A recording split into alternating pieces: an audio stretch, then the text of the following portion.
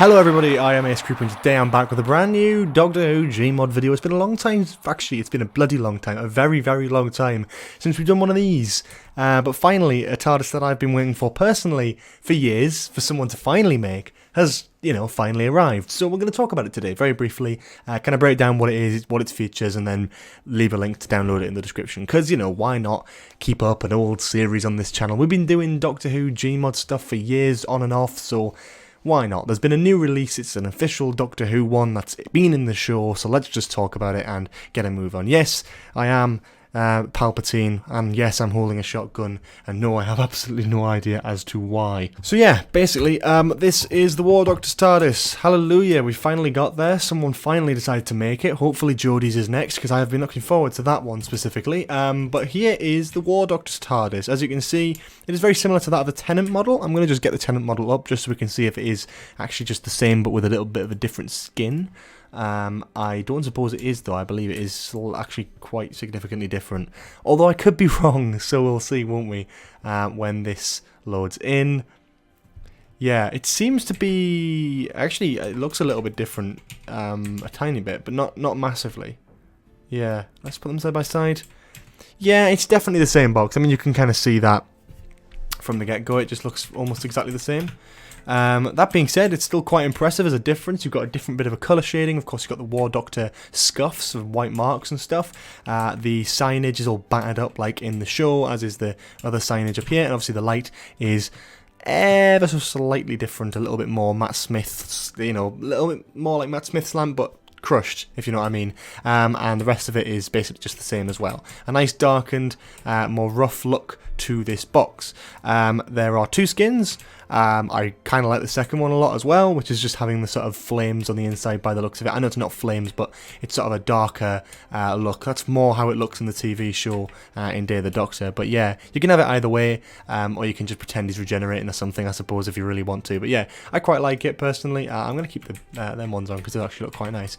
Going inside the box itself is your bog standard TARDIS, really. I mean, it's really nice. The doorway itself has been faithfully kind of recreated. Now, I don't believe the War Doctor's TARDIS really showed up too much in Day of the Doctor. Like, there was a few shots of it, but nothing, there was no extensive 3D tour, so there's been a few creative liberties taken here, and I actually really don't mind that.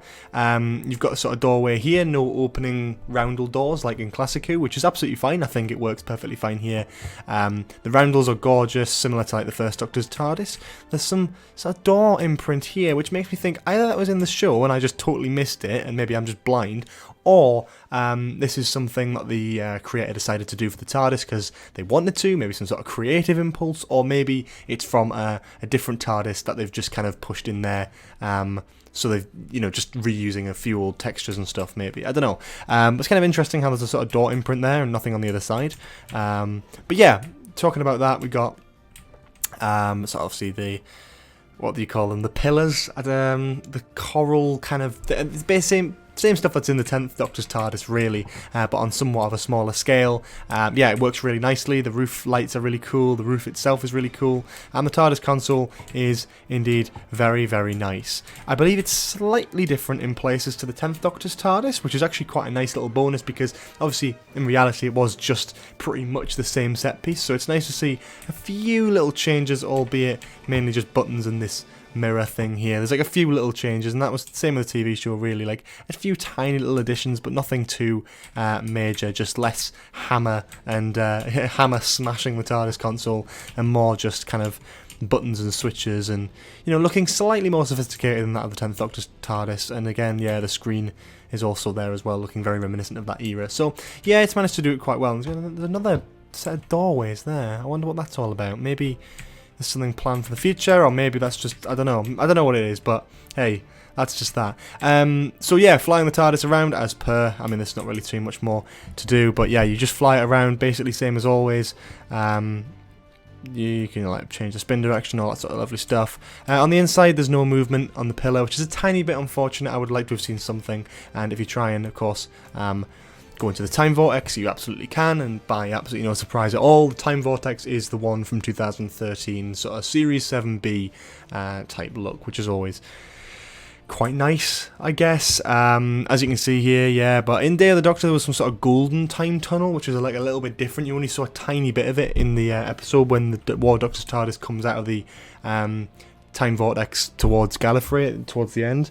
So it's not really in the episode much, and obviously it's a little bit obscure, and you have to take your own creative liberties. But yeah, it would have been nice to see that, I guess, is what I'm saying. You know, either way, that works as it is, and it does the job, really, doesn't it? So yeah. Other than that, I mean, it's basically just your bog standard TARDIS rewrite. It's a gorgeous looking design. They've done a really good job with it. There's no sort of bad downsides, really. If you want a good version of the War Doctor's TARDIS, then here you go. It's probably the best version you're going to get, and I'm really happy with it. Yeah. Oh, I've locked the doors. How do I unlock the doors? Shh. Right. How do I? Right.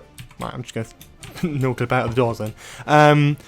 Yeah, I mean, it's nice, it does the trick. I think there's not really many unique elements you can get from TARDIS rewrites now anyway, which is a little bit unfortunate to say, but like, you know, you're sort of running low on them, and the War Doctor one's been sitting there for ages, and obviously it's a very basic sort of console in terms of design. They've done it really well, and it's a fantastic recreation, but again, the console wasn't in this TV show very long, so it's just like one of those ones that's like, yeah, that's cool to have, but then there's not really much to talk about, because it's just really well done. There's no faults, no errors, no weird bits that just stick out and don't really make any sense. It's just a pretty good solid TARDIS rewrite, so if you want to download it, make sure you check out the link in the description.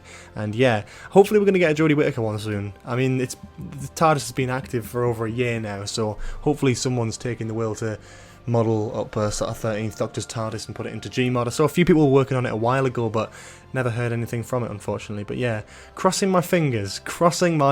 Anyway, that's been it from me. If you've enjoyed this video, please do leave a like, comment below for any more suggestions in the future, subscribe to the channel with notifications on if you haven't already. We've got a Patreon page if you want to support the channel, get early access content, all that sort of lovely stuff. A Discord server for more, again, talking about Doctor Who, joining the conversation, all that sort of stuff. And that is pretty much that. I will see you all in the next video. Have a lovely day. Bye-bye.